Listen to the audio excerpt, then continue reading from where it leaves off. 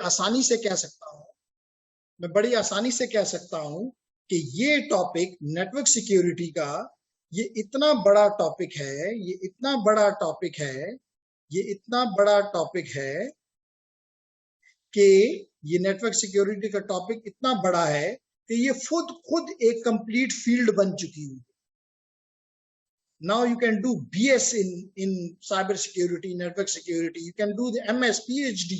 So this है तो निकला कंप्यूटर्स नेटवर्क से है, लेकिन ये कंप्यूटर नेटवर्क से ज्यादा इंपॉर्टेंट बन चुका हूं। मैं ये नहीं कह रहा कि कंप्यूटर नेटवर्क्स की अफादियत कम हो गई है, मैं ये कहना चाहता हूं कि इसकी अफादियत बहुत बढ़ गई है। और स्पेशली जब आपने पाकिस्तान में कुछ दिनों में आप बहुत सी लीक्स आपके सामने आ रही हैं, उनको मद्देनजर रखते हुए आप समझ सकते हैं कि अगर कोई किसी मुल्क का प्राइम मिनिस्टर हाउस अगर सेफ नहीं है तो फिर कोई और किस तरह सेव हो सकता है। तो that is the reason it is very very important to learn the cyber security, और नेटवर्क सिक्योरिटी, और IoT सिक्योरिटी, और क्लाउड सिक्योरिटी। तो ये खुद कंप्लीट फील्ड बन चुकी है। ठीक, अब इसमें हम कौन कौन से टॉपिक्स पढ़ना चाहते हैं? तो जेंटलमैन, इसमें हम ये 4 टॉपिक्स पढ़ना चाहते हैं। Number 1, security threats. बताऊंगा कि सिक्योरिटी थ्रेट किसे कहते हैं।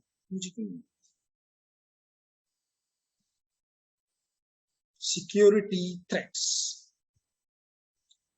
बताऊंगा कि थ्रेट किसे कहते हैं, वल्नरेबिलिटी किसे कहते हैं, कौन से नेटवर्क अटैक्स हैं, नेटवर्क अटैक्स, और इन अटैक्स को रिड्यूस करना। हम ये तो नहीं कह सकते खत्म करना, खत्म तो नहीं हो सकता। अगर जिस दिन खत्म हो गया उस दिन, इसका मतलब है कि एक ही खत्म करने का तरीका कि सारे अटैकर्स को खत्म मार दो ताकि कोई अटैकर रहे ही ना।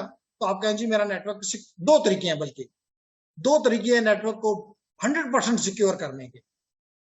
या तो दुनिया के सारे अटैकर्स को पकड़ो और मार दो, या हर वो आपका जो एसेट है, एसेट बताऊंगा किसे कहते हैं, आपको पता है, हर वो चीज जिसको आप सिक्योर करना चाहते हो उसको बंद कर दो, सिक्योर हो गया। जैसे मिसाल के तौर पे हमारा CMS है जिसमें आप लोगों का रिजल्ट पड़ा हुआ है, अगर हमें सिक्योरिटी चाहिए बड़ी टाइट किस्म की, तो बस आसान तरीका है, उसको बंद कर दें, कोई भी नहीं पहुंच सकेगा, मशीन ही खत्म कर दी हमने। इसके अलावा ये दोनों, अगर ये दोनों ने रहना है, यानी कि एसेट्स ने भी रहना है और अटैकर्स ने भी रहना है, तो इनकी लड़ाई ऑफेंसिव और डिफेंसिव सिक्योरिटी लड़ती रहेगी। तो इसलिए ये कोर्स उतना ही इंपॉर्टेंट हो जाता है।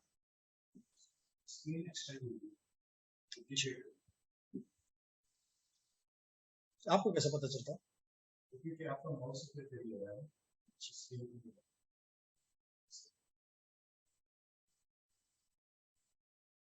ओके, तो हमारा जो टॉपिक है वो है ये कि हमने सबसे पहले देखना है कि थ्रेट्स किसे कहते हैं, हमने ये देखना है कि वल्नरेबिलिटीज किसे कहते हैं। ये कुछ टर्म्स हैं जिसको एक्सप्लेन करना, समझना जरूरी है। इसके अलावा मिसाल के तौर पे एसेट किसे कहते हैं, अभी मैं बार बार ये लफ्ज इस्तेमाल कर रहा हूं, एसेट्स। हमने थ्रेट्स देखनी है कि थ्रेट्स किसे कहते हैं, हमने वल्नरेबिलिटीज देखनी है कि वल्नरेबिलिटी किसे कहते हैं। तो ये सारी इसी तरह की और टर्मिनोलॉजीज भी हैं जिसको हमें सीखना है। ठीक है, तो उसके बाद हम देखेंगे कि हमारे नेटवर्क अटैक्स, किस किस्म के अटैक्स हमारे नेटवर्क पे हो सकते हैं। तो सिक्योरिटी वल्नरेबिलिटीज, फिर इनको रिड्यूस करने के क्या तरीके हैं, मिटिगेशन टेक्निक्स, और आखिर में हम इस चैप्टर में, लेकिन याद रखें ये जस्ट एक, मैं कहूंगा इंट्रोडक्शन भी नहीं कहूंगा, this is just a brief introduction. Introduction का भी ब्रीफ है, इंट्रोडक्शन का भी ब्रीफ है। ओके, और हमने कुछ लाजमी तौर पे जब सिक्योरिटी करनी होती है तो कुछ डिवाइसेस यूज करते हैं, तो हम उन डिवाइसेस के बारे में बात करेंगे। जैसे मिसाल के तौर पे हमारे, बल्कि एक फायरवॉल कभी अभी ना लाएं, कभी यहाँ पे लगा दें ताकि एक तो यहाँ पे उस चीज को लगा दें, सेकेंडली मंडे को मुझे याद कराएं कि अटेंडेंट्स को कह के हम बैकेंड पे 2-3 टेबल्स लगवा दें। उसका फायदा होगा कि ये लोग वहां पे खड़े होके ग्रुप में अपना काम कर सकेंगे। ठीक, ओके। तो हमारा पहला टॉपिक है सिक्योरिटी थ्रेट्स एंड वल्नरेबिलिटीज। ठीक, इससे पहले आपको ये बताता चलूं कि अटैक होता किस तरह का है।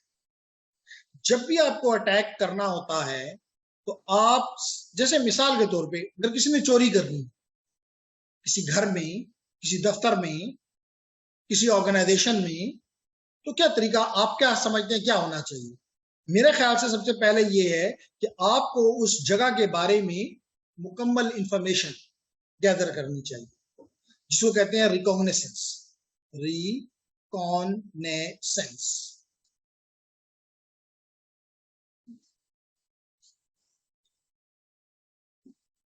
शॉर्ट में इसको रिकॉन अटैक भी कहते हैं। रिकॉन अटैक, मिसाल के तौर पे मुझे कहा गया है कि कोई कंपनी है, इसके बारे पे अटैक करना है, तो सबसे पहले मिसाल तो मुझे कहते हैं सिस्को पे अटैक करना है, यूईटी पे अटैक करना है, शाह यूनिवर्सिटी पे अटैक करना है, जी बड़ा तंग करते हैं। तो आप क्या करेंगे, आप उसके सबसे, आप इसके बारे में मालूमात हासिल करने की, मालूमात गैदर करने की पहला स्टेप करेंगे। गौरव जी सिस दे, सिस का मतलब है कि आप देखना चाहते हैं कि मिसाल के तौर पे यहाँ पे कौन से आईपी एड्रेसेस इस्तेमाल हो रहे हैं, आपको क्या पता? इसका कोई वेब एप्लीकेशन है, कोई कौन कौन सी मशीन ओपन है, कौन कौन सी एप्लीकेशन है, इसकी वेबसाइट क्या है, इसका एडमिनिस्ट्रेटर कौन है, नेटवर्क एडमिनिस्ट्रेटर कौन है, इसका उसका इस ऑर्गेनाइजेशन में जो लोग हैं उनकी ईमेल एड्रेसेस क्या हैं, वगैरह वगैरह वगैरह। इसके डीएनएस सर्वर्स क्या हैं, इसके नेम सर्वर्स क्या हैं, ये इंफॉर्मेशन आप सबसे पहले गैदर करते हैं। ठीक, अब जब ये गैदर हो जाता है तो आप इसके जो आईपी एड्रेसेस आपको नजर आते हैं, ये स्टेप नंबर 1 है, जैसे आपको नजर आ रहा है। स्टेप नंबर 2 में आप आके इन जो रेंज ऑफ आईपी एड्रेसेस हैं इनको स्वीप करते हैं, आप इनको स्वीप करते हैं।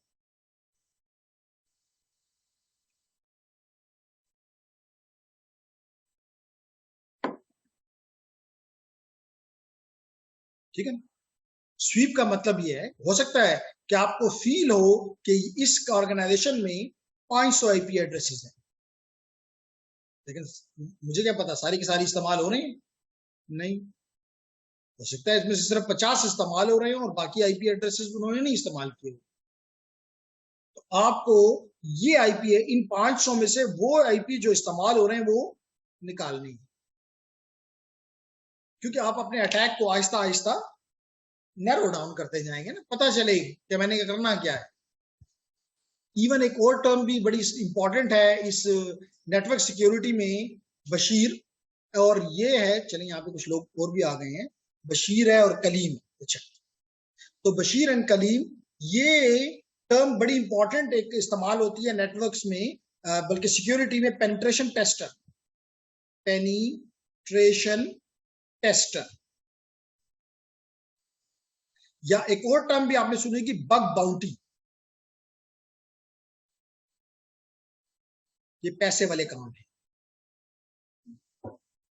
तो आप क्या करते हैं कि आप वो आईपीस ढूंढते हैं जो कि एक्टिव है।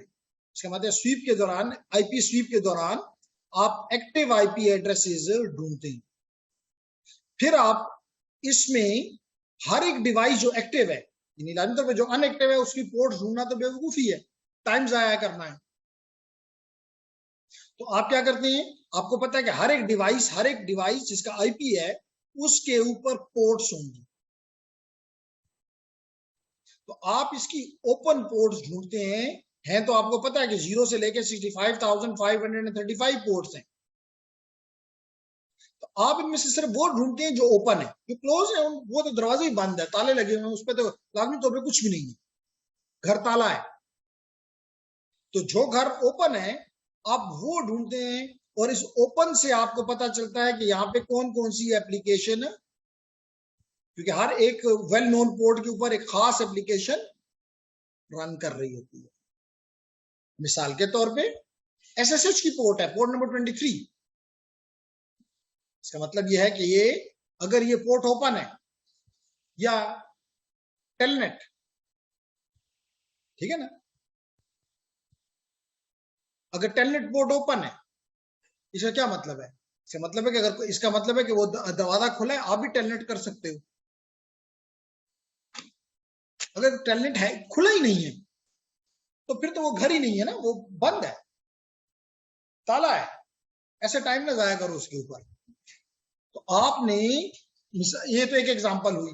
कल आप लोगों ने अगर याद हो एफटीपी पढ़ा था, अगर एफटीपी पोर्ट 20 और 21 ओपन है, अगर कोई और टेलनेट कर सकता है तो फिर आप भी टेलनेट कर सकते हैं। ठीक है, आसान, मैं नहीं कह रहा कि बिल्कुल गपशप है, लेकिन एक रास्ता तो नजर आ रहा है ना कि हाँ चलो यहाँ पे टेलनेट ओपन है, मैं कोई भी चीज यहां से टेलनेट करके उठा भी सकता हूँ, और कोई भी चीज मैं अपने मालवेयर्स, हम इसमें मालवेयर भी पढ़ेंगे, वो मैं यहाँ पे रख भी सकता हूँ। तो आपने यहां से आपको पता चलेगा ये कौन सी एप्लीकेशन, फिर आप इन एप्लीकेशंस के ऊपर वुलनेबिलिटी स्कैन लगाओगे कि इसमें कौन कौन सी वुलनेबिलिटी, बार बार मैं लफ्ज इस्तेमाल कर रहा हूं, वुलनेबिलिटी का आसान सा लफ्ज का मतलब है वीकनेसेस, वीकनेस, लूप होल, जो भी कहना चाहो, लूप होल।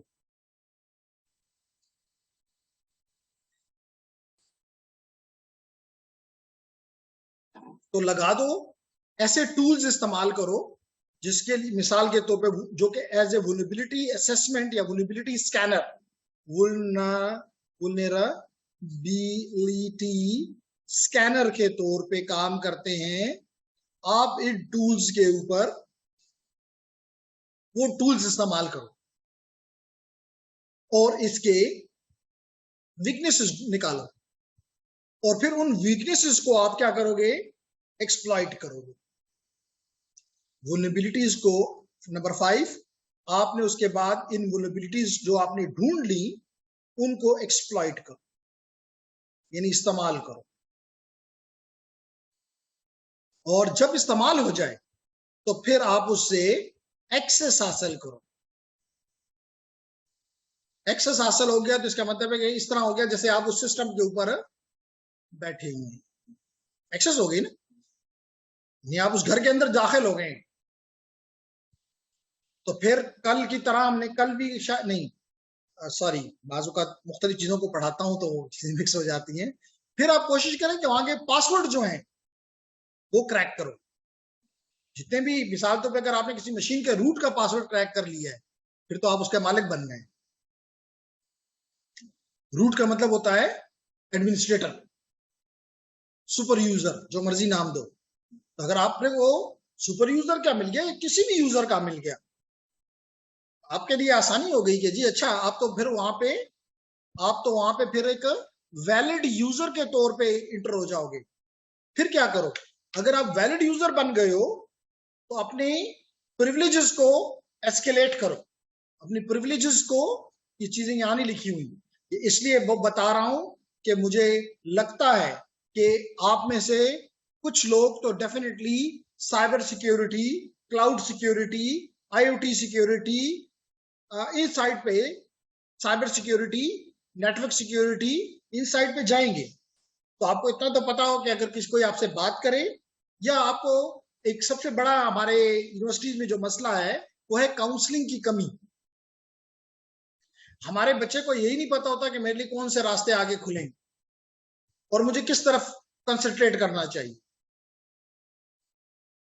एक दूसरी तरफ हमारा स्टूडेंट सुनने के लिए भी राजी नहीं है। अगर उसे आप कहें कि आओ बच्चे मैं तुम्हें ये बातें सिखाता हूं, बताता हूं, कहते टाइम में जाया करो। तो इसलिए वो 4 साल के बाद जब निकलता है तो वही तो देख रहा होता है कि उस चरता लाश जैसे अगर आप किसी बंदे को किसी मस्जिद से निकाल देंगे, जा उस पर तोड़ता, और वो उसके लिए एक अननोन सिटी हो, तो बाहर मस्जिद से निकलता है तो इधर उधर देखता है कि उच्चरता लाड़श में। जैसे बाज वक्त आप जब अब्रॉड जाते हैं तो वहां तो आपको कोई भी जानने वाला नहीं होता, तो जू ही आप बाहर निकलते हैं, मतलब पाकिस्तान में तो जब आप आते हैं तो आपके बहुत से अजीज और कारब आपके करीब होते हैं, कोई आपका सामान उठा रहा होता है, कोई आपसे मिल रहा होता है। लेकिन जब आप बाहर जाते हैं तो ये कंडीशन तो नहीं होती, वहां तो हर चीज तो आप इधर उधर देख रहे होते हैं कि भाई क्या यानी अजनबी शहर है। तो इसी तरह आप अजनबी तौर पे मार्केट में इंटर होते हैं और फिर धक्के खाते हैं। तो इस सारी चीजों का बताने का मकसद ये है कि आपको अंदाजा हो कि आप क्या कुछ कर सकते हो साल के बाद, 2 साल के बाद, जितना भी पीरियड आपका है। क्योंकि आज भी मीटिंग में हम यही डिस्कस कर रहे थे कि 4 साल के बाद अगर स्टूडेंट को ये कहा जाए कि अब तुम 1 साल या 2 साल और लगाओगे, तो बच्चा भी कहता है कि यार मास रकम जाते हैं कवई, और माँ बाप भी ये कहते हैं कि जी वह 16 साल पढ़ाने के बाद भी ये कह रहे हो, इसके मतलब मजाक कर रहे हो। तो बेहतर यह है कि इसी 4 साल के दौरान वेल इक्विप्ड खोज होना चाहिए बच्चे को, कि बस वो इसके बाद उसकी मर्जी, उसको पहले से पता होना चाहिए कि उसने रिसर्च साइड पे जाना है, एकेडेमिया की तरफ जाना है, उसने रिसर्च की तरफ जाना है, उसने इंडस्ट्री की तरफ जाना है। It should be very clear. ठीक है, तो इसलिए मैंने कहा कि फिर आप क्या करते हैं, अपनी प्रिविलेजेस एक्सेस आपने हासिल कर ली, आप अपनी प्रिविलेजेस को राइज करते हैं ताकि आप जो जो काम वहां कर सकते हैं, क्योंकि हर कोई तो सारे काम नहीं कर सकते। मिसाल तो इस डिपार्टमेंट में आप आ जाएं तो जो काम चेयरमैन कर सकता है, मिसाल के तौर पर सेमेस्टर कोऑर्डिनेटर नहीं कर सकता। लेकिन अगर सेमेस्टर कोऑर्डिनेटर ने अपनी अपनी पावर्स को इंक्रीज खुद कर लिया है, चेयरमैन के पावर हासिल कर ली है, कंप्यूटर के पॉइंट ऑफ व्यू से बात कर रहा हूं, तब वो चेयरमैन के सारे काम कर सकेगा। वो स्टूडेंट को पास भी कर सकेगा, वो स्टूडेंट को फेल भी कर सकेगा। अब तो चेयरमैन बन गया। तो वो तमाम टीचर्स के रिजल्ट मिसाल के तौर पे उनमें कुछ भी कर सकता है। एक टीचर तो सिर्फ एक सब्जेक्ट में अपना माहिर वो है ना, लेकिन उसके पास तो अब सारी राइट्स आ गई। तो आप अपने राइट्स इंक्रीज करने की कोशिश करते हो ताकि उस मशीन पे जितनी भी एप्लीकेशन है वो आपके कंट्रोल में आ जाए। फिर आप कोशिश करते हैं कि अपनी जो लाजमी तौर पे उस मशीन से आपने निकलना भी तो है, तो निकलने से पहले आप उसकी जितने भी काम आपने किए होते हैं, क्योंकि उसकी लॉग बन रही है, याद रखो जब भी कंप्यूटर्स पे काम, नेटवर्क्स पे काम किया जाता है तो उसकी लॉग बनती है। लॉग का मतलब है कि जो कुछ भी वहां पे, जैसे मिसाल के तौर पे आप बैंक में अपने ऑनलाइन इंटर हुए, तो बशीर आपको पता है ऑनलाइन बैंकिंग अगर आपने कभी इस्तेमाल की है तो आपने जो जो कुछ भी किया है उसकी एक एंट्री नजर आती है कि जी आप इतने बजे अपने बैंक में इंटर हुए, आपने यहाँ पे पैसे शिफ्ट किए, इतने टाइम पे आपके अकाउंट में पैसे आए, ऑल दिस। कहां से, इसका मतलब एक लॉग है पीछे, वो क्यों बनाई जी गई। सर, ये एक डेटाबेस की तरह मतलब सर इंफॉर्मेशन सेव हो रहा है। जी बिल्कुल। तो कहने का मकसद ये है कि इस ये आपके लिए खतरनाक है, अटैकर के लिए, क्योंकि उसे डिफेंडर को पता लग सकता है कि कौन आया, क्या किया, सब कुछ उसको पता चल जाएगा। ट्रेसेस अपनी साफ करो ताकि पता ना चले। जी सर ये मतलब ये जो अटैकर होते हैं ओपन कोड मतलब दो किस्म का होता है, अगर बाहर से आ रहा है वो तो इन पोर्ट के जरिए ही आएगा, और अगर इंटरनल है, अटैक दो किस्म के होते हैं, एक इंटरनली एक एक्सटर्नली। यानी आप पेशावर से बैठ के लेट करें आपने जर्मनी में अटैक लॉन्च कर दिया तो एक्सटर्नल है।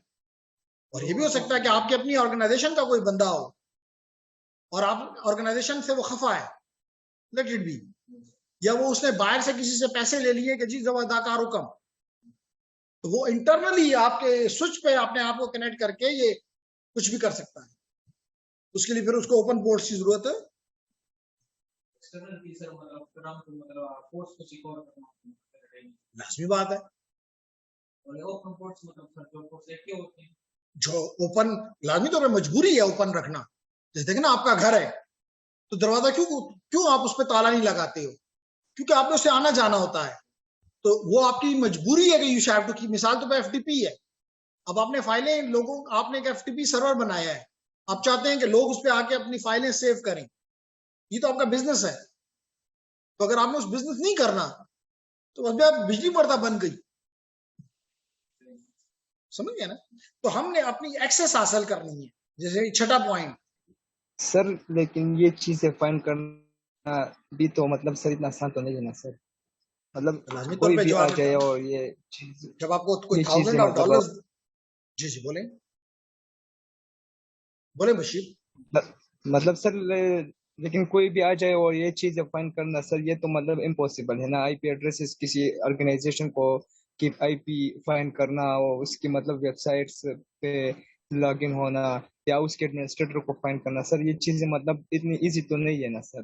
नहीं, ये जो आपने एक चीजें कही, ये तो 10 मिनट का काम है, लेकिन अगले काम मुश्किल होते हैं। ये उसके आईपीज फाइंड करना, या उसके एडमिनिस्ट्रेटर का ईमेल फाइंड करना, या उसके ऑर्गेनाइजेशन में जितने ईमेल्स इस्तेमाल हो रहे हैं, मिसाल तो यूईटी है, तो हमें पता है कि यहाँ के ईमेल्स का, जैसे जीमेल का होता है, तो मिसाल तो ehsan@gmail.com, अगर मैं यूटी में हूँ का मेरा आईपी एड्रेस है, तो सॉरी ईमेल एड्रेस है, तो that will always be some my name @utpeshawar.edu.pk. That can be found very easily. That is not something difficult to learn. मिसाल तो इस ऑर्गेनाइजेशन में 1000 यूजर है, मैं 1000 यूजर के ईमेल एड्रेसेस निकाल सकता हूँ। जी सर। ठीक, तो ये मुश्किल नहीं है।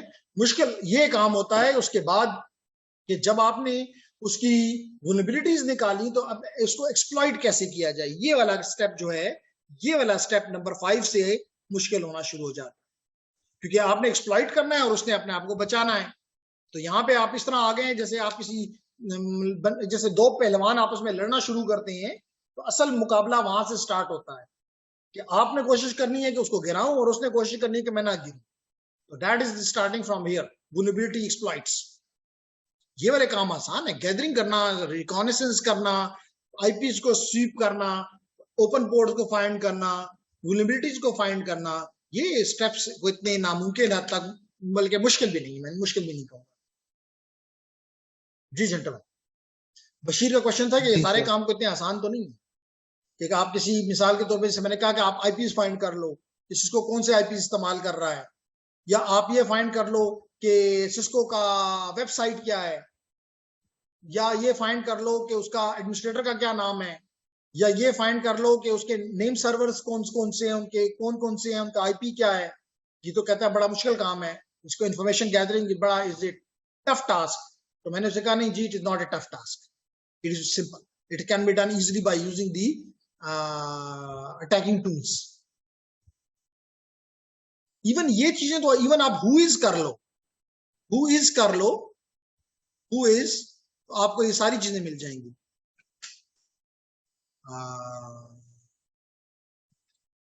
बशीर, एग्री करते हो? हु इज मतलब सर? करता हूं, अभी 1 मिनट है, इसलिए इस काम को स्टार्ट नहीं करता। although ये मैंने आपको पता है ये आईटीएन है, ये साइबर सिक्योरिटी का कोर्स नहीं है, लेकिन जस्ट टू आपके इंटरेस्ट को जगाने के लिए कि आपको, क्योंकि आपको पता ही नहीं है, तो फिर लाजमी तौर पे आपसे इंटरेस्ट का सोचना थोड़ा गलत है। लेकिन जब आपको इन चीजों का थोड़ा सा इल्म हो जाएगा, फिर आप कहेंगे नहीं, I need to learn it, and that we want. Sir हमारा एमएस जो है ना वो भी साइबर सिक्योरिटी और नेटवर्क सिक्योरिटी ये दोनों मैंने चूज किया है यूके के लिए, तो सर इसलिए ये सवाल पूछ रहा हूँ। कल टाइम मिलाओ, रिकॉर्डिंग इन प्रोग्रेस। तो शायद वो समझते हैं कि रिकॉर्डेड लेक्चर मिल जाएगा तो बस दैट्स इनफ। आई रिपीटेडली से, अगर रिकॉर्डेड लेक्चर से काम चलता तो यूट्यूब पे बहुत कुछ पड़ा हुआ है। तो इम्पोर्टेंट इज कि फिजिकली आप, फिजिकल का मतलब ये नहीं कि यूनिवर्सिटी में आके ही, अगर पॉसिबल है तो that's nice, that's very good.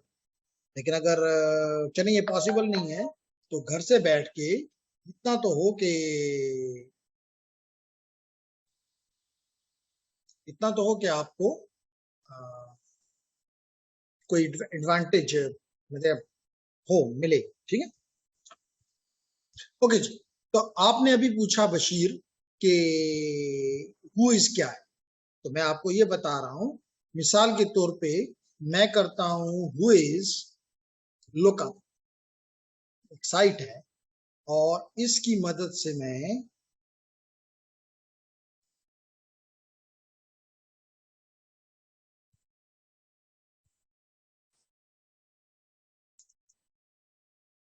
Ji whois.com, और यहां मैं कोई भी साइट लिख देता हूं, मिसाल के तौर पे www.siemens.com, ciscos.com, जो मर्जी लिख लो, और इसको मैंने सर्च में दे दिया। तो अभी आप ये देखेंगे ये जी कि इसके बारे में मुझे काफी इंफॉर्मेशन मेरे सामने आ गई। मिसाल के तौर पे आप देख सकते हैं कि इससे पता ये चलता है कि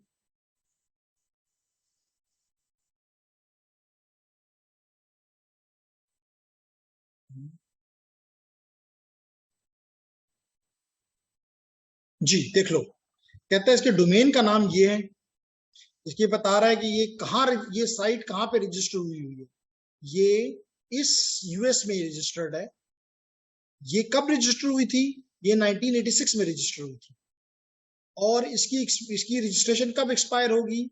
इसकी 28/9/2022 को, और अपडेट इसको किया जाएगा 31/8 को। बता रहा है कि इसके सर्वर के जो नेम्स हैं, नेम सर्वर कल हमने पढ़ा है, वो ये नेम सर्वर्स हैं, ns1.f5 cloudservice.com ब्ला ब्ला। तो आप इससे इनके आईपीस भी मालूम कर सकते हैं। इसके अलावा ये बताता है कि ये इसका देखिए जी, ये आपको बता रहा है कि इसका किस नाम से ये रजिस्टर्ड है। ये आपको बता रहा है कि अगर आप इसका फोन नंबर पता चल गए। ये हमें बता रहा है कि अगर और इंफॉर्मेशन भी इसमें से हम निकालना चाहें, ये देखें जी, इसके नेम सर्वर्स की ये इसके नेम सर्वर्स के एड्रेसेस हैं, जिसे हम इजीली डीएनएस के जरिए, आपको पता है, हम इसके आईपीस ढूंढ सकते हैं। तो देखें, आपको कई चीजें यहां से मिल जाती। तो आपने कोई बड़ा काम नहीं किया और बड़ी आसानी से आपको ये इंफॉर्मेशन मिल गई। क्या ख्याल है बशीर?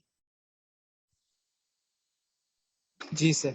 बाजुकात हमें उस एडमिनिस्ट्रेटर का नाम तक मिल जाता है। मिसाल के तौर पर cisco.com, इसको हम यूज करते हैं, ये सीमेंस को किया अभी, ये सिस्को आ गया। देखें जी, पता चल रहा है कि ये यहाँ पे रजिस्टर्ड है, कब रजिस्टर हुई, कब एक्सपायर होगी, कौन इसका स्टेटस बता रहा है, इसके नेम सर्वर्स पता चल रहे हैं, इसकी ऑर्गेनाइजेशन का नाम पता चल रहा है, ये किस जगह पे है, ये इस जगह पे है, स्ट्रीट नंबर, सिटी का नेम, स्टेट का name, postal code, phone number, email addresses.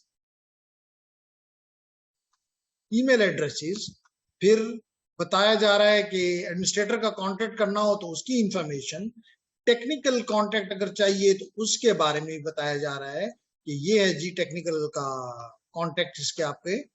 और इसके अलावा भी काफी इंफॉर्मेशन आप यहाँ से, कि इसका पोस्टल कोड क्या है, किस मुल्क में है, फोन नंबर क्या है, ईमेल एड्रेसेस कौन से हैं, इसका एडमिन का नाम क्या है, बाजू का एडमिन का नाम भी यहाँ लिखा होता है। तो काफी चीजें मालूम करना इनिशियली, ये जो पार्ट है, that is part the reconnaissance, part of the reconnaissance. मैं नहीं कहता कि यही सब कोई रिकॉग्निसेंस है, that is part of the recognisance.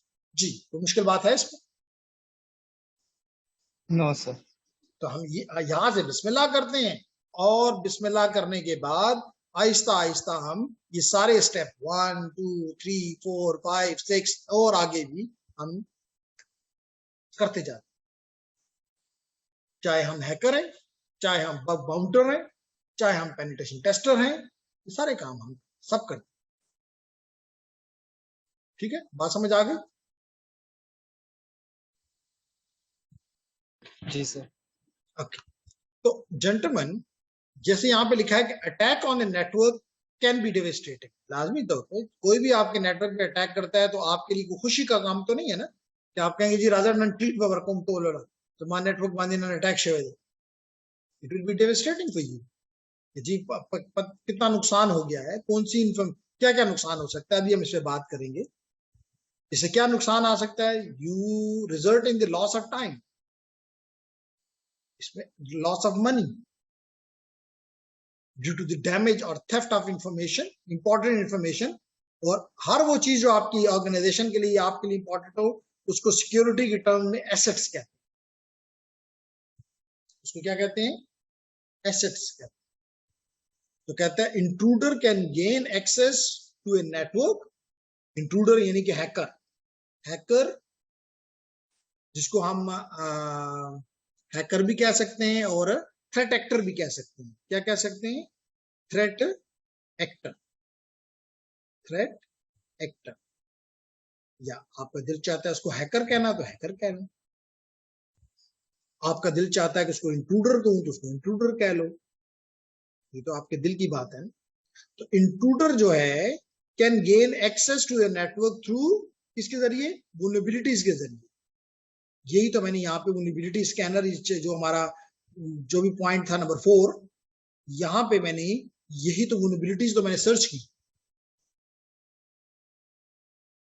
तो intruder can gain access to the network through software vulnerabilities, or it may be through a hardware attack, or through guessing someone username and password, or sometimes cracking someone username, sorry, password. आप उसका password क्या कर देते हो? Crack कर देते हो। फिर intruders who gain access by modifying software or exploiting ये vulnerability exploiting software vulnerabilities is called threat actor। वो शख्स जो ये काम करता है उसे मैंने पहले बताया है, उसको थ्रेट एक्टर भी कह सकते हो, उसको हैकर भी कह सकते हो, उसको इंट्रूडर भी कह सकते हो। मिसाल के तौर पे एक 2 दिन पहले ही मैंने कुछ ये चीजें पढ़ाई थी जी, प्रॉब्ली यही मुझे उसने भेजा था। जस्ट आपके साथ एक ब्रीफ सा शेयर देता हूं। देखेंगे मुझे कि आपने अगर अटैक करना है तो कौन कौन से तरीके? आप पासवर्ड क्रैक कर सकते हैं, आप वायरलेस में हैकिंग कर सकते हैं, आप नेटवर्क्स को स्कैन कर सकते हैं, यानी आईपी स्कैन कर सकते हैं, आप पोर्ट स्कैन कर सकते हैं, आप अपनी पैकेट्स बना के दूसरे को धोखा दे सकते हैं। जाली पैकेट बनाओ, ठीक है? ये मेरी स्टूडेंट ने मुझे बना के भेजा है कि जी जो चीजें आपने पढ़ा दी हैं, जो आपने फर्दर पढ़ानी है, इसी तरह आप पैकेट्स को, ट्रैफिक को स्निफ कर सकते हो, चोरी कर सकते हो, तब्दील कर सकते हो। मिसाल के तौर पे कोई आप बैंक के अपने बैंक को एडवाइस करें कि 4,000 रुपए इस अकाउंट में शिफ्ट कर दो, और अगर एक जीरो बढ़ जाए क्या फर्क पड़ता है? फर्क पड़ता है बहुत ज्यादा। और अगर आप ये भी कर दें कि अकाउंट भी तब्दील कर दें, डेस्टिनेशन का अकाउंट तब्दील कर दें, तो फिर तो कोई फर्क नहीं पड़ता ना। क्या ख्याल है? डेस्टिनेशन का अकाउंट नंबर होता है ना, आप सेंडर का अकाउंट और डेस्टिनेशन का अकाउंट ये आप बताते हो ना। अगर दरमियान में आप तब्दील कर दें इसको, पैकेट के पैसे किसके पास जाएंगे? किसी और को चले गए। हो सकता है वो बंदा उसी बैंक का हो, या वो डेस्टिनेशन का बैंक भी तब्दील कर दो। तो आपकी ताकत तक और आपकी स्किल्स तक डिपेंड करता है ना। इसलिए तो कहते हैं कि बिलियंस ऑफ डॉलर का पर ईयर नुकसान थ्रेट एक्टर करता है। Billions of dollar per year. माशाल्लाह, आप $1 बिलियन के लिए कहते हैं मजबूरी है, ये कहते हो ना? कहते हैं जी मांगना नहीं चाहता लेकिन मजबूरी है, सिर्फ $1 बिलियन के लिए, और वो बिलियंस ऑफ डॉलर इधर से उधर कर देते हैं। सिंपली अभी आपने देखा कि जो भी जितना भी डेटा उनके पास अवेलेबल है, मुझे एग्जैक्ट नंबर याद नहीं, प्रॉब्ली $3.5 मिलियन में और समथिंग में वो सोल्ड हुआ। That is a big number. चंद घंटे की सिर्फ इंफॉर्मेशन है। इसको क्या किस जुमरे में डालोगे? इसको इस जुमरे में लाओगे। पहला पॉइंट जो लिखा हुआ है इंफॉर्मेशन थेफ्ट। Information theft.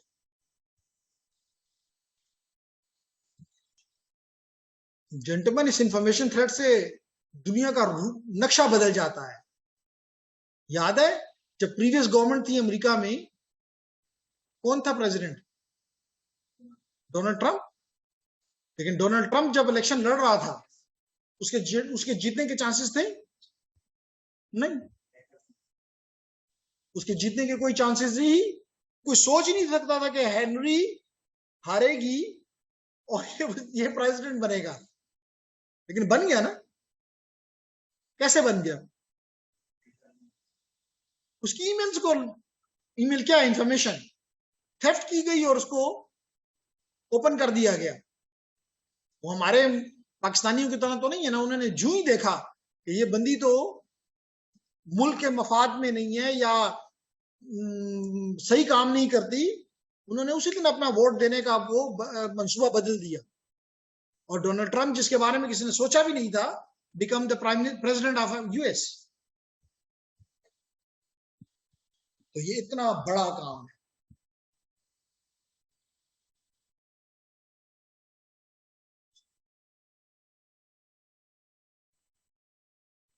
और ये इतना पैसे वाला काम है। इसलिए कोई भी ऑर्गेनाइजेशन, मिसाल के तौर पे, इवन अगर कल आप अपने आईबी को या आईएसआई को ये मशवरा दे देंगे, जी मैं आपको सिक्योर कर सकता हूं, क्योंकि इवन सिस्को के आईएसआई जिस पर हम आपको काम करवाएंगे आपके साइबर सिक्योरिटी के कोर्स में, क्या आप समझते हैं उसको इस्तेमाल करके आप सिक्योर हो गए? किसका ये सॉफ्टवेयर, किसका ये हार्डवेयर? आपका अपना बना हुआ है? Is it? आपका अपना बना हुआ है? नो। तो जाहिर तौर पे जिसने बना के आप कहा कि ये सिक्योर है, उसको तोड़ना भी आता है। और वो कंपनी है, पैसे के लिए आई हुई है और किसी मुल्क में ऑपरेट हो रही है, वो कैसे उसके मफादात के खिलाफ कुछ कर सकती है? लेकिन अगर आप कहेंगे मैं आपको ऐसा सॉफ्टवेयर डेवलप करके दे सकता हूं जो कि दुनिया में कोई नहीं तोड़ सकता, फिर आप किसी से पाकिस्तान में बैठ के भी कहेंगे जी 1 करोड़ रुपया पर मंथ लूंगा, वो कहेंगे जी 2 दफा लो, लेकिन ये गारंटी दो कि हमारी कोई भी चीज बाहर नहीं जाएगी।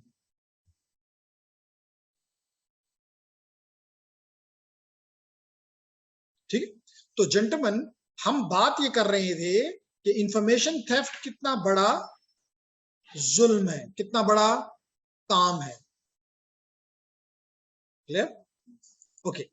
तो हम यहां पे इस डॉक्यूमेंट में मैं आपको ये बता रहा था कि you can use the tool kits to enhance your privileges. अगर एक्सेस कर लिया तो फिर ये इस्तेमाल करो। फॉरेंसिक टूल्स बड़ा इंपॉर्टेंट, ये भी एक सिक्योरिटी का हिस्सा है। आजकल में आप देखते नहीं, साइबर क्राइम्स होते हैं। क्या होते हैं? Cyber crimes.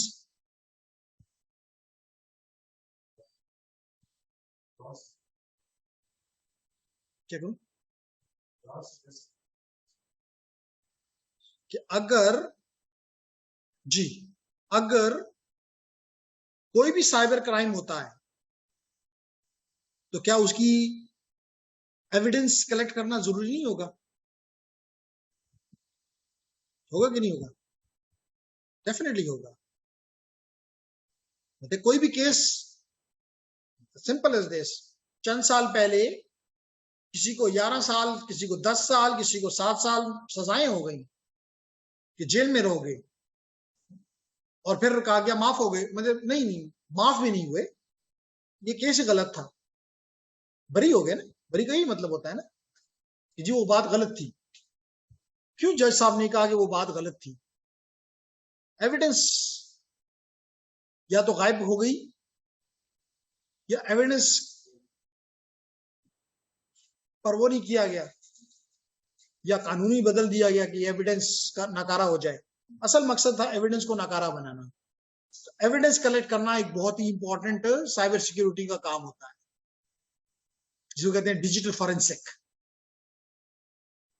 डिजिटल फॉरेंसिक, ये भी काम हम करते हैं। इसके अलावा है डिबगर, ये काम रिवर्स इंजीनियरिंग के लिए दौरान हम इस्तेमाल करते हैं। एक काम तो होता है कि आप यू डू समथिंग, एक आप उसके अपोजिट काम करते हैं, तो सी ये काम कैसे हुआ है।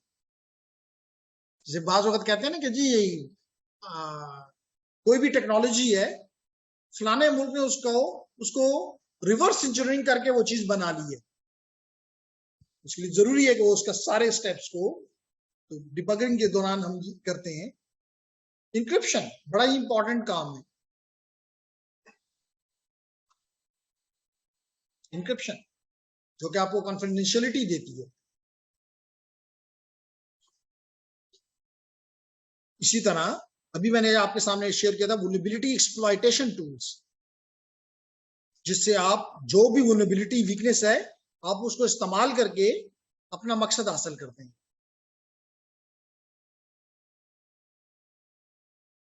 और इससे पहले आप वल्नरेबिलिटी स्कैनर लगा के वल्नरेबिलिटी फाइंड करते हैं।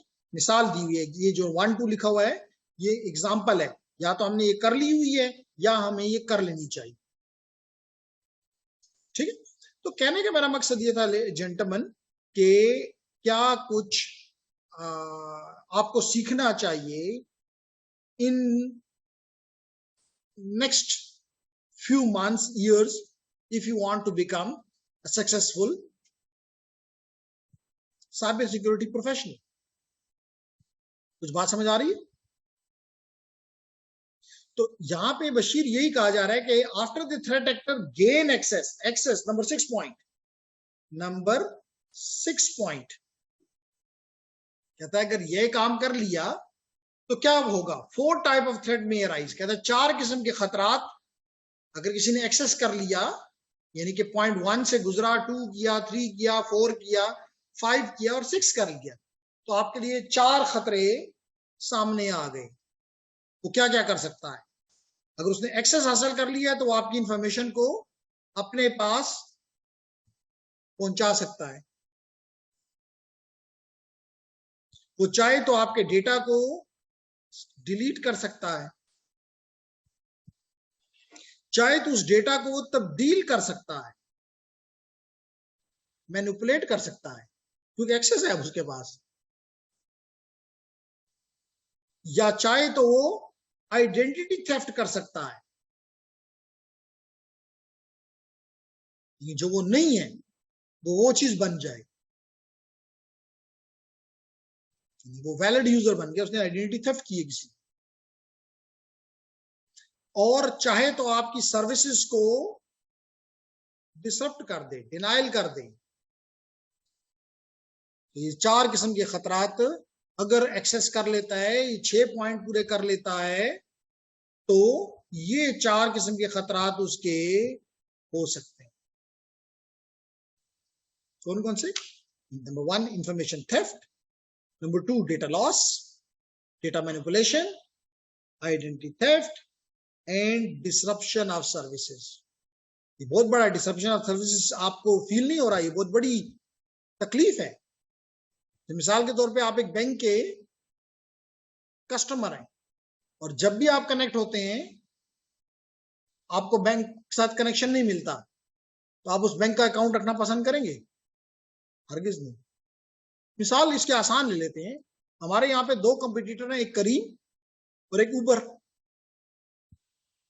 अगर मिसाल के तौर पे आप चाहते हैं कि उबर को नुकसान हो जाए तो आप उसकी सर्विसेज को डिसरप्ट कर दें, क्योंकि उसका तो सारा बिजनेस ऑनलाइन है। आप उसको कॉल करेंगे, जी गाड़ी आए, लोग कॉल करेंगे, एक नंबर नहीं मिलेगा, मैसेज नहीं जाएगा उसकी तरफ, तो लोग समझेंगे उबर बेकार है। और अगर उसके साथ 3 दिन तक इस तरह किया जाए तो कंपनी दिवालिया है। और करीम एकदम बूस्ट कर जाएगा, हर कोई कहेगा जी द प्रेदई उबर करीम खदे, जवाब कई और अजीम, चाहे वो 5 रुपए 10 रुपए ज्यादा लेता हो, कार को कई करना। बात समझ आ गई? तो this is very very important gentleman. अब हम जो स्लाइड है दैट इज कि कितनी किस्म की वुल्नरेबिलिटीज मैंने पहले बताया, वो चीज वीकनेसेस जो कि आपके सॉफ्टवेयर में, आपके फर्मवेयर में या आपके हार्डवेयर में मौजूद हैं, प्रोटोकॉल्स में मौजूद हैं, they are called as the weakness, and in terms of the security we call it vulnerability. मिसाल के तौर पे, बड़ी अभी आपको बात समझ में मुश्किल हो रही है, मैं आसान कर देता हूं. लेट करो कि आप एक सर्वर रन कर रहे हो. चलिए जी, हम एज्यूम करते हैं कि उस पे विंडोज 11 की बजाय विंडोज एक्सपी इंस्टॉल्ड है.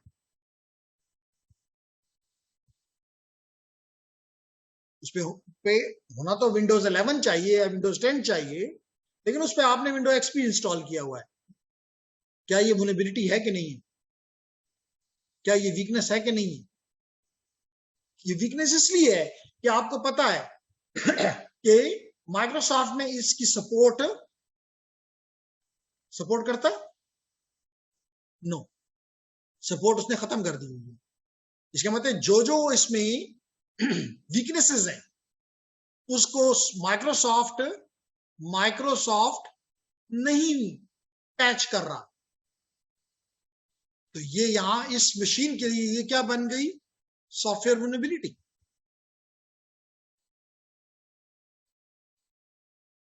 सॉफ्टवेयर वल्नरेबिलिटी कोई भी इस मशीन के लिए बड़े आसानी से एक्सप्लॉइट्स अवेलेबल हैं.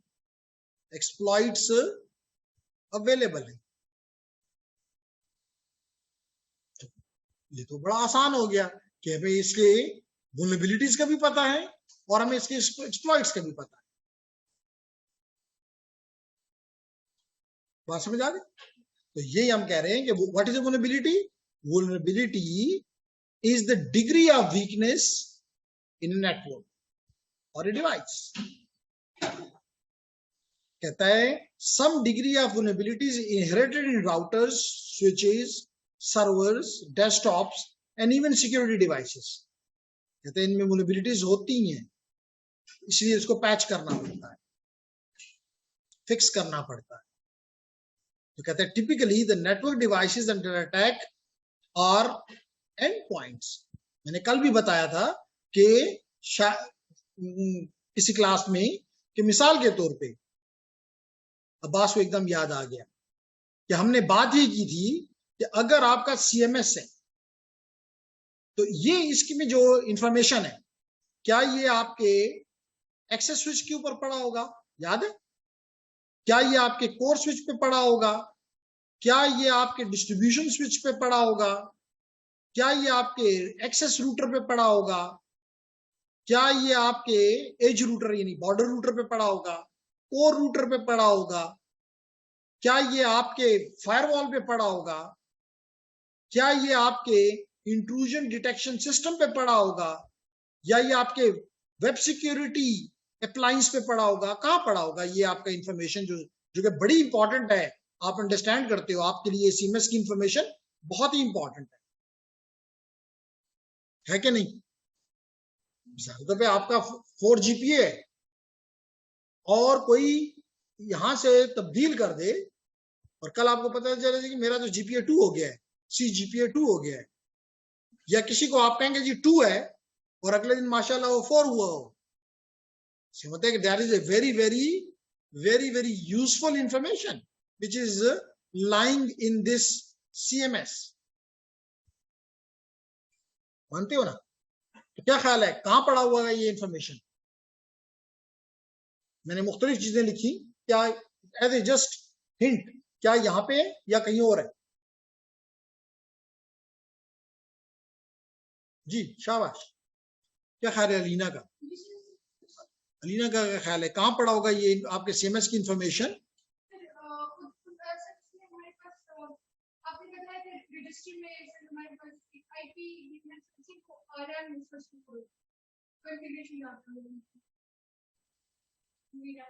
क्या ख्याल है? वो अच्छा बात करता हूँ. क्या ख्याल है अब्बास? कहाँ पे? कहीं और. कहाँ कहीं और? वीसी के घर पे, And एंड डिवाइस पे होगा, not on any one of this. किसी सर्वर मशीन के ऊपर पड़ा हुआ है, इस सर्वर के ऊपर ऑरिकल मशीन, ऑरिकल इंस्टॉल किया गया, जो कि एक डेटाबेस मैनेजमेंट सिस्टम है, डीबीएमएस है।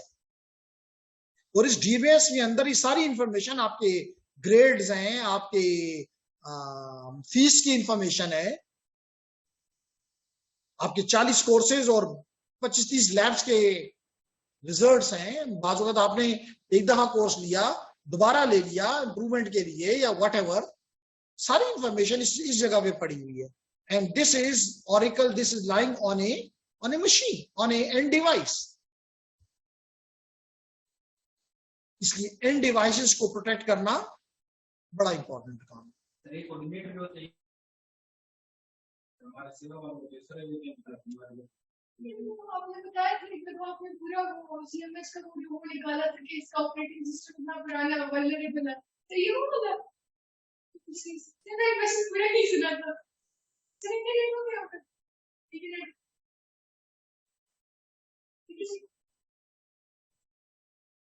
जी। क्वेश्चन क्या था? कह रहा था कि सर मतलब तो एक गिलास पानी दे। मैं कह रहा था कि मतलब हमारे जब एग्जाम हो जाता है ना, मतलब ग्रेड वगैरह मतलब सर्टिफिकेट तरफ से मतलब वो इनाम हो जाता है, तो पहले मतलब वो गया कोऑर्डिनेटर के पास सारा होता है, वो मतलब उनका रिजल्ट इशू करते हैं। इवन जो ग्रेड होता है वो कोऑर्डिनेटर तरफ से आते हैं, कोई टीचर मतलब वो सेम नहीं करता, तो फिर कोऑर्डिनेटर जो होगा वो चीज इसको सेंड करता है। जी, असल में कोऑर्डिनेटर का काम, इसको एक एक्स्ट्रा काम कह लें, पैसे दिए जाते हैं इस काम के, एक्स्ट्रा मैं नहीं कहूंगा। असल काम टीचर का है।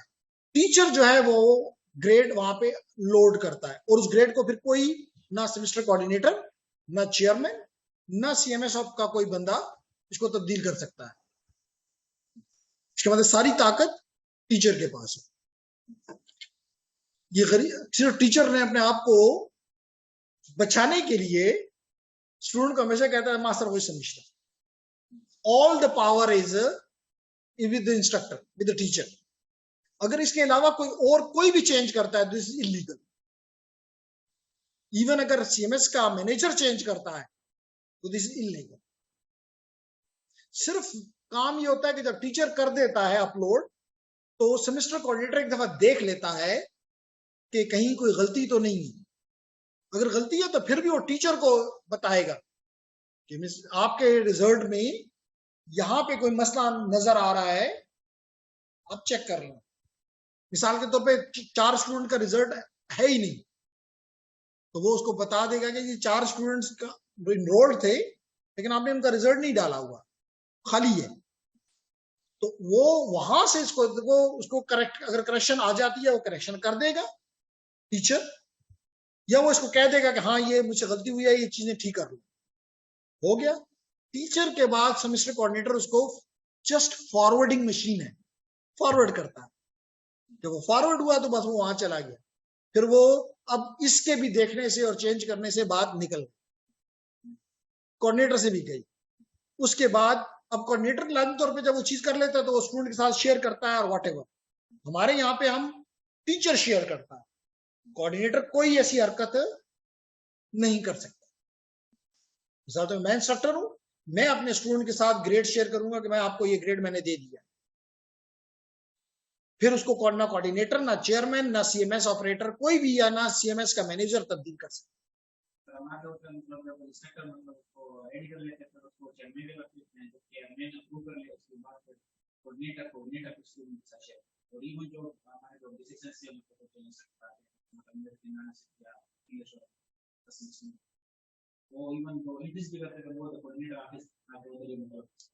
मतलब काम आपको नहीं आता तो फिर तो आप हर एक के गुलाम है ना।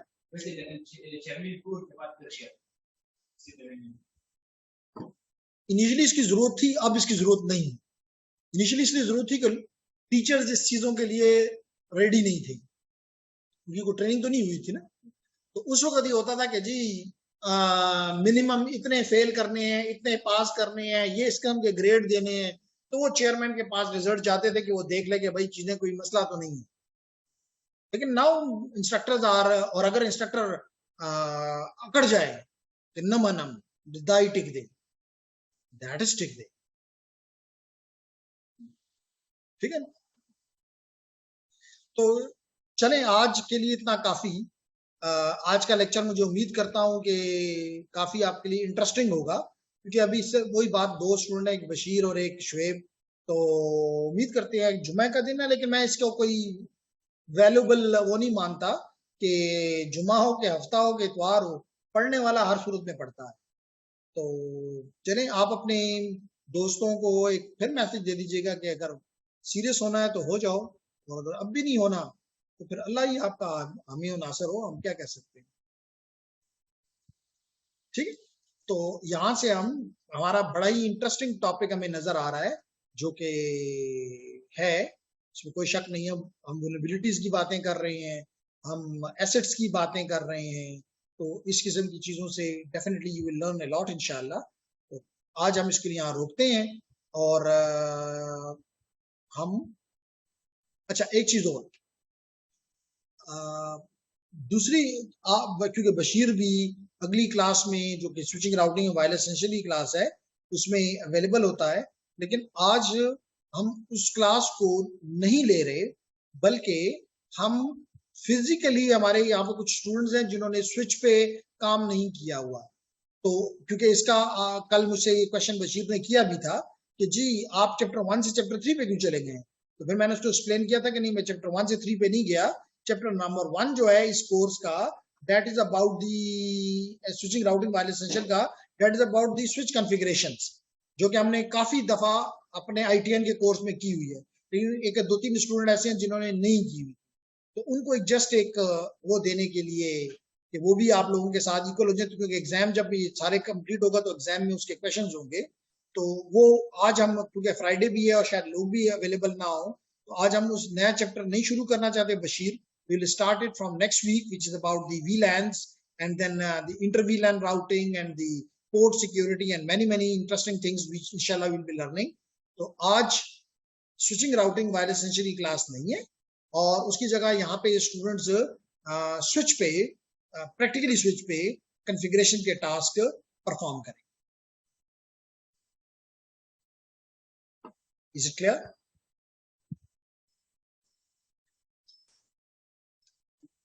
बशीर, बात समझ आ गई?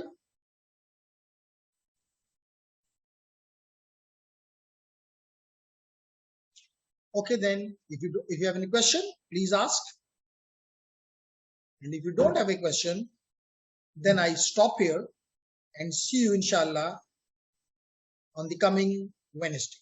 Till then, Allah Hafiz.